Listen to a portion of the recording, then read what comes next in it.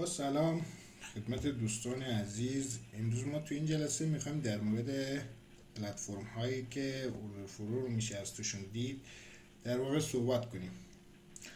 اونهایی رو که ما میتونیم باهاشون کار کنیم رو بهتون معرفی میکنم و توی جلساتمون آموزشاشو میذارم براتون. همونطور که میدونید به شما گفته بودم در بازار غیر متمرکزی مثل فارکس و CFD ها، چون حجمی که ما میبینیم حجم متمرکزی نیست، حجم فقط مخصوص بروکر خودمونه، حجم تجمیعی نیست، فارکس و یک بازار تجمیعی نیست. ما نمیتونیم بیایم اونها رو حجم هاشون رو رصد بکنیم، پس مجبوریم بریم در بازارهای اصلی که بازار فیوچر هست، حجم ها رو در اونجا ببینیم، در بازار فارکس یا CFD تریدشون کنیم. خب به همین دلیل مجبوریم از بازار فیوچر استفاده بکنیم برای رصد کردن بازار فیوچر و دیدن حجم ها و متصل شدن دیتای لول 2، یعنی دیتای اون بازارها به این پلتفرم ها. مجبوریم که برای متصل شدن به بازارها، بازار فیوچر و دیدن حجم ها، ما مجبوریم از پلتفرم های استفاده کنیم که امکانات اوردر فرو دارن. امکانات اوردر فرو حالا بعضی ها تو متا تریدر هم میبینن، بعضی هم توی تریدینگ ویو هم میبینن. اونها درست نیست، اونها امکانات درستی نیستن و هم ابزار درستی نیست، یعنی حجم اصلی و دیتا رو نمیده به شما. پلتفرم های حرفه‌ای شناخته شده هستن در فیوچرز که امکانات در واقع اوردر فلو میدن به شما، امکانات فوتپرینت چارت میدن، امکانات اوردر بوک میدن، تایم اند سیلزیست میدن. خب این پلتفرم ها دیگه با پلتفرم هایی مثل متا تریدر و تریدینگ ویو فرق میکنه، رایگان نمیتونه باشه برای ما. ریتمی که داخل ویدیوی نصب نینجا ازش دیتا گرفتیم، برای 14 روز به صورت تستی اول کار دیتا میده به ما که بعدش پولی میشه، که اینم راه داره. بهتون گفتم که هر وقت دیتای شما قطع شد با ایمیل جدید دوباره این پروسه رو طی میکنید بعد از 14 روز اگر ارور گرفتید. خب میریم که امکانات نینجا تریدر رو معرفی کنیم. خب بچه شما اول از همه امکان داره 2 تا ارور بگیرید برای نینجا تریدرتون.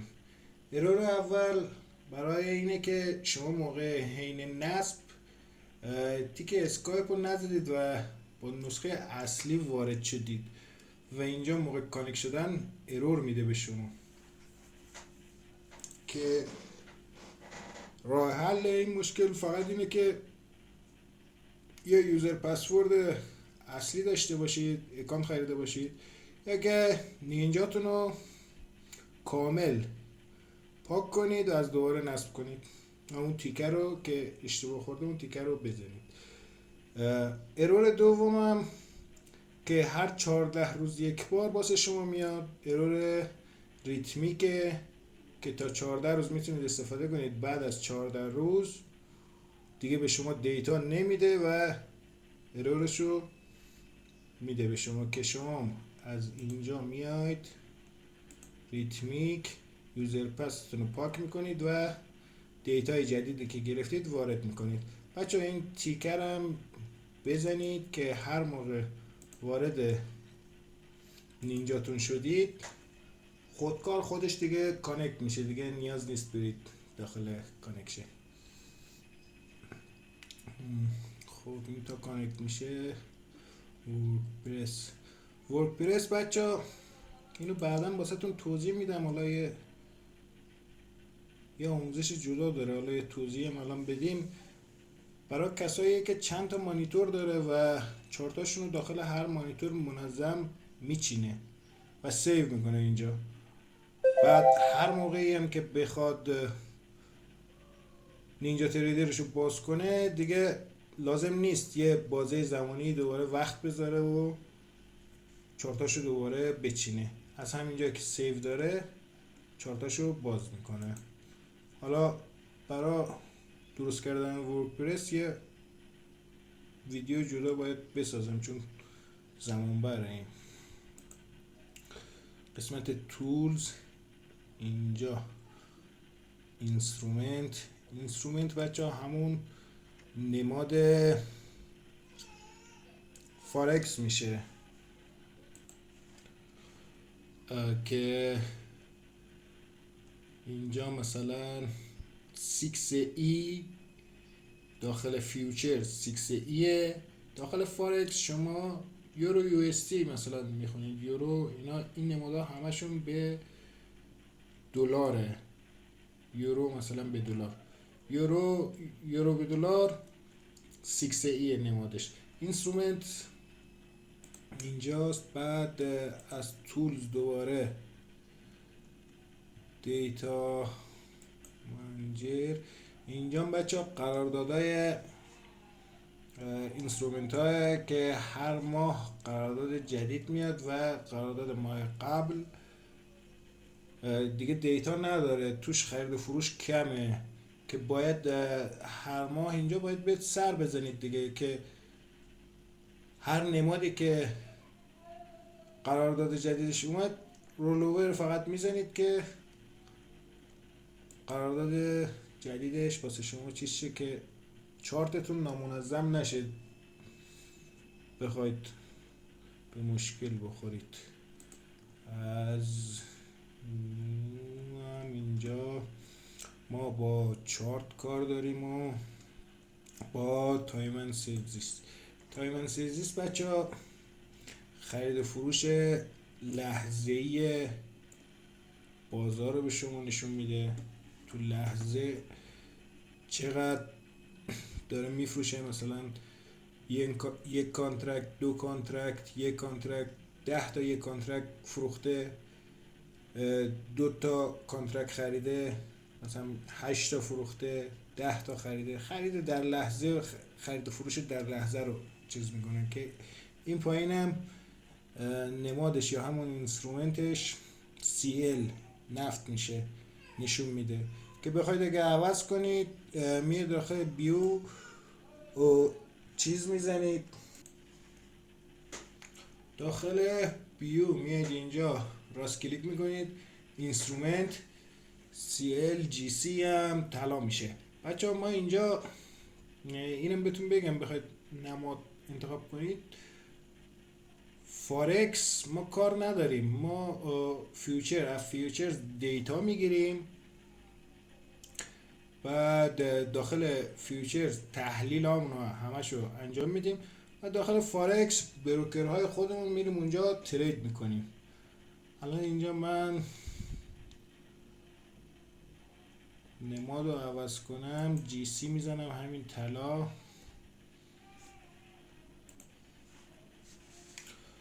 خب اینجا هم خب خرید فروش های در لحظه نماد طلا تایمن سیزیست که در آینده باز دوباره خواندن اینم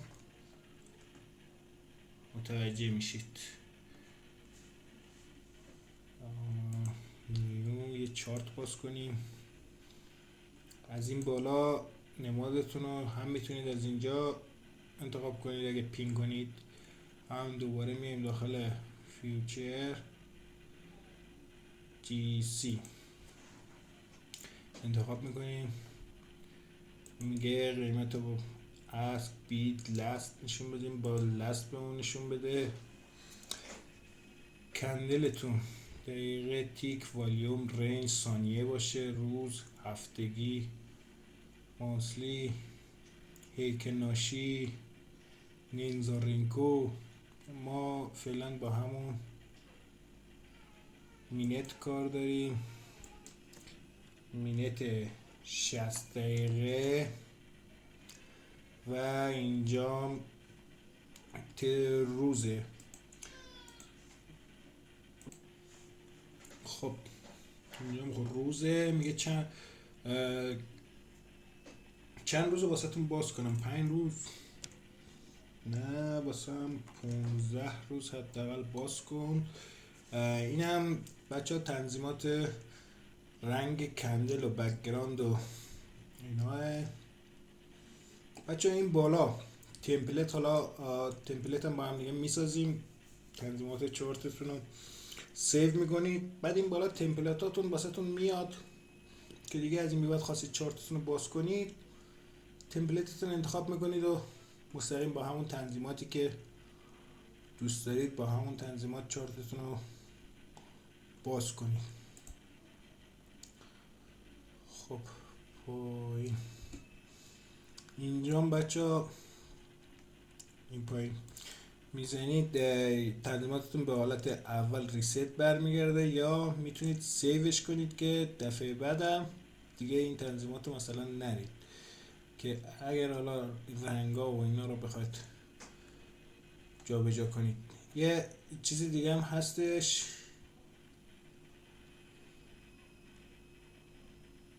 که اینجا، خب چیز دیگه اینجا نیستش که چارت برام باز میشه. خب چارت بالا اومد. خب بچه چارت نینجا تریدر با چارت تریدینگ ویو یکم متفاوته. مثلا با موس چپ و راست میتونید بکنید ولی بالا و پایین نمیتونید بکنیدش. برای این کار باید کنترل رو بگیرید، دکمه کیبورد، بعد بالا پایینش کنید. چپ و راستش هم میتونید بکنید. بعد یه راه حل دیگه هم داره، با کلیدای چپ و راست روی کیبوردتون میتونید چپ و راستش کنید، بالا پایینش کنید چارتتون رو. این فلش که اینجام زدم شما رو به اول چارتتون میاره. ایفی هم که اینجا زده چارتتون رو دوباره استاندارد تنظیم میکنه. این پایین هم نماد اینسترومنتی که باز کردیده. بعد اگه میخواید از روش دور باز کنید راست کلیک میکنید روش، نیو ویندوز، یه چارت دیگه از همین واسه شما باز میکنه. این بالا کار نداریم اینا. این برای اندیکاتورهای آیکون اندیکاتور.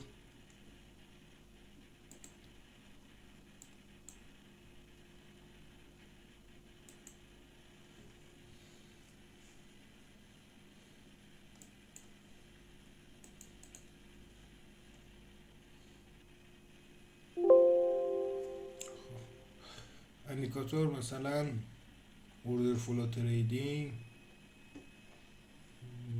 دیسکو، اینا، امزد پک، MT8. از اینجا والیوم پروفایل مثلا ما باز میکنیم. والیوم پروفایل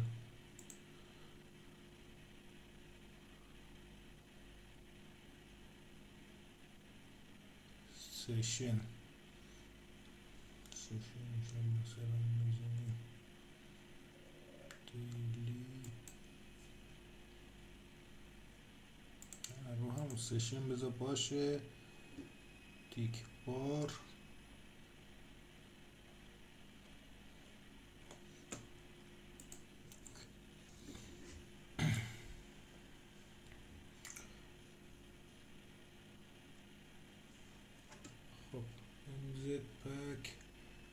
MZ پک بچه راستی تیک ریپلی میخواد. تیک ریپلی حالا یه ویدیو جدید بسه تیک ریپلی هستش که اونو باید بسیتون بذارم که تیک ریپلی رو فعال کنید. میگه تیک ریپلی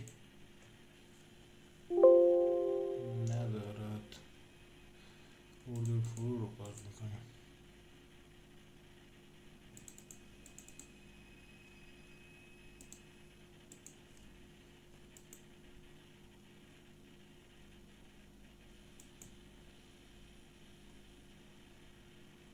زیاد باز شد برم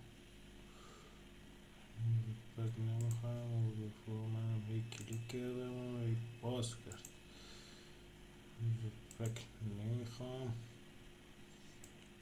خب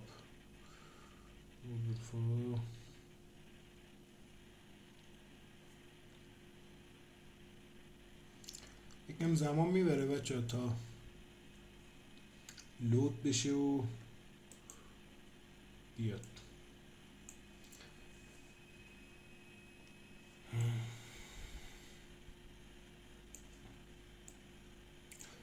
داخل تنظیمات خود چارت هم این دوباره دیتا سریسه که هم برمیگرده به همینجا. مثلا اینجا میتونید بیارید اینجا چارتتون رو میتونید گلوبال کنید یا نه گلوبال از اینجا میتونید چارتتون رو اشتباه شد میتونید استراتژی چیز بسازید، مثلا استراتژی ترید بسازید، بخرید مثلا order filled بعد order filled بفروشید. استراتژی ساختن اینم زمان داره. این بایو کلوزه که معامله باز میکنیدم نشون میده. میخواید ورش دارید دوباره میاد داخل همین دیتا سریس بچه. بعد این آخر میزنید دونات. اوکی دید که برداشته شد.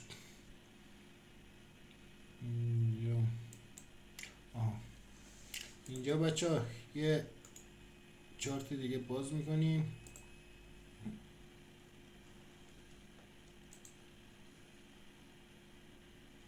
خب فوتپرینتمون لود شد.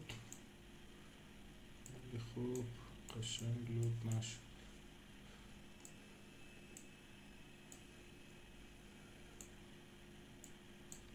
ما بچه فیلتر شکنم یه ذره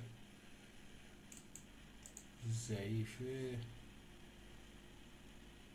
حالا اندیکاتور رو تو قسمت های بعد باستون توضیح میدم. اینو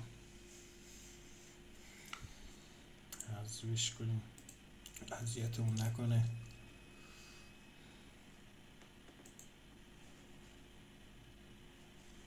خب چارت دیگه باز کردیم. از این دوتا چارت داریم اینجا. اینم خاموش میکنیم.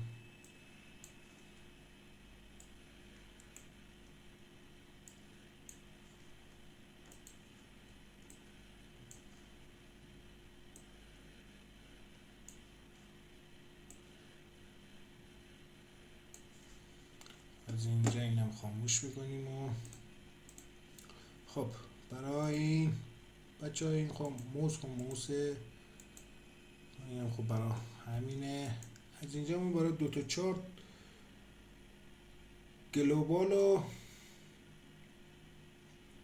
گلوبال پایینی آخری که بزنیم با این هر جا روی این چارت باشه ما میتونیم روی این یکی چارت هم ببینیمش.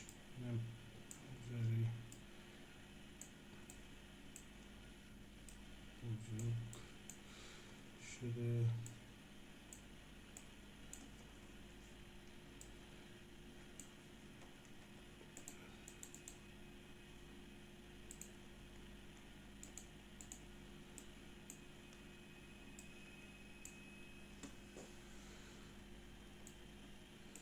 شما فکر کنید مثلا اینجا این چارت شسته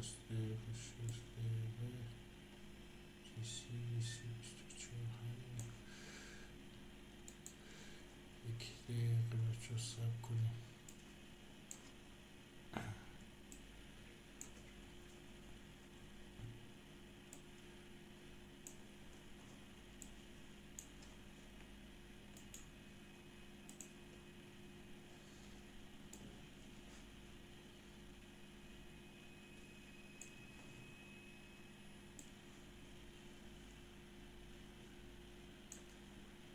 فکر کنم این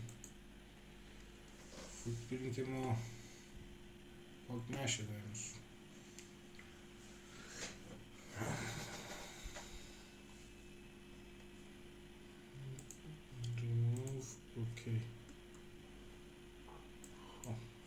انتخاب کردیم. خب بچه ها این هم چیز میشه دیگه، جایی که مثلا داخل این چارت بخواید این چارت 5 دقیقه باز کردید، اینجا 1 ساعته باز کردید، بخواید پیدا کنید اینجوری پیدا میکنید. بعد این قسمت هم همون زوم میشه، زوم. این هم خب ابزارهای چارته. این هم کندلو میگه کندلاتون رو به چه شکل در بیارید.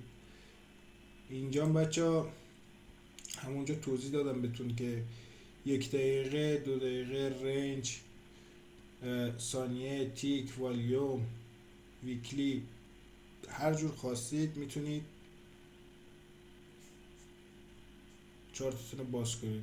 از کانفینگ مثلا 1 دقیقه، 2 دقیقه، 3 دقیقه، 4 دقیقه، 5 دقیقه داریم، 6 دقیقه مثلا نداریم.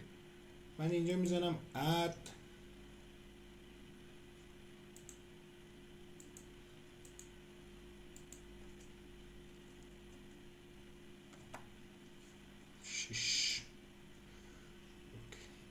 اینجا 6 واسه من اومد. خب اوکی، میام کندلامو 6 دقیقه باز میکنم که الان تو 10 روزه داره فشار میاره، همون 60 دقیقه بره بهتره. با این یکی سیستم اومدم، سیستم داره اذیت میکنه، هم فیلتر شکن داره اذیت میکنه. خب بچه ها آموزشم تموم شده. انشالله مرحله جلسه بعد، انگار بازی مرحله جلسه بعد توضیحات بعدی رو به شما میدم. خدا یار و نگهدارت.